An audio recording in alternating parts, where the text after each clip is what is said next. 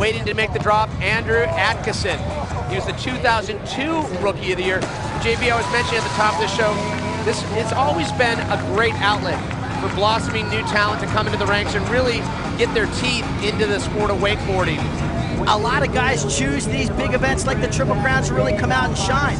This is more of a sprint than anything else, the Vans Triple Crown of wakeboarding, and the rookies have just as good of a shot at anybody to really step to the front. And when you look at the list there, current heavy hitters in the sport, and I expect a lot from Tino Santori in years to come. Indeed, Tino, one of the front runners in the whole game. He's won an event this year, but right now, Andrew Adkison, last year's Rookie of the Year, hasn't had that strong of a showing. He puts together passes, but for some reason or another, just hasn't been advancing on through, but hey, he's stepping things up again. Look, big off-axis 720. You can tell the way he's setting up, he's going for another big move. A 900! A little bit of a splashdown, but talk about linking things together. Moby Dick right there, grabbing the board method. What's the next move?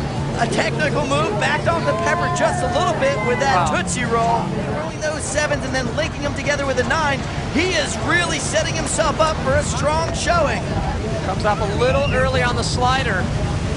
He also passed up that flat bar slider on pass 1, so that's a scoring deficiency for him, but wake moves are where he really stands out. Strong Pete Rose right there. He is flowing through. 3/4 of his effort are already behind him. He is still going humongous.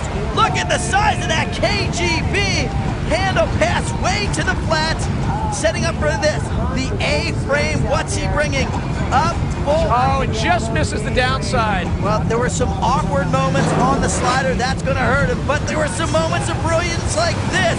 Had 1 turn, 2 turns, and that's his first wake move. The competition sees that as his first one. This is his second move, the 900. All right, so he gets a little bit behind on it. That's the first wake-to-wake 9 we've seen all day long.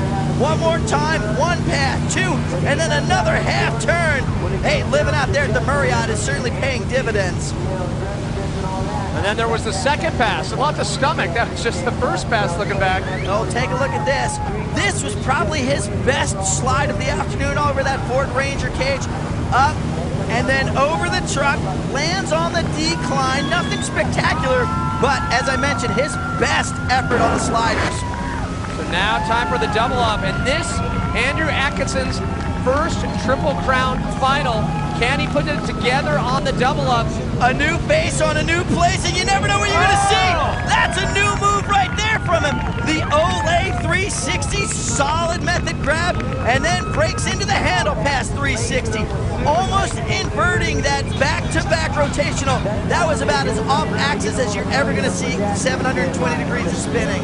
Without a doubt, Andrew Adkison, some comfortable contortion. 86 points, not enough to capture the lead, but currently puts him in 3rd place. If he holds on to that, it would be his best placing ever in a Triple Crown. Andrew, you'd known well before you'd gone out there just how difficult this heat was, yet you turned the flamethrower back on Danny Harf the last ride on the dock. An incredible run, man. Was that the run you've been looking to have all season? Absolutely, that was it. And this, I mean, it couldn't have come at a better time. I mean, that was the run I've looked for ever since I've started riding pro. And it happened here at the Worlds. And I watched Darren ride, I watched Sean ride. Those guys absolutely killed it. And that put the pressure on. At the same time, it pushed all of us. And it pushed all of us into one of the best finals I've seen at Worlds yet.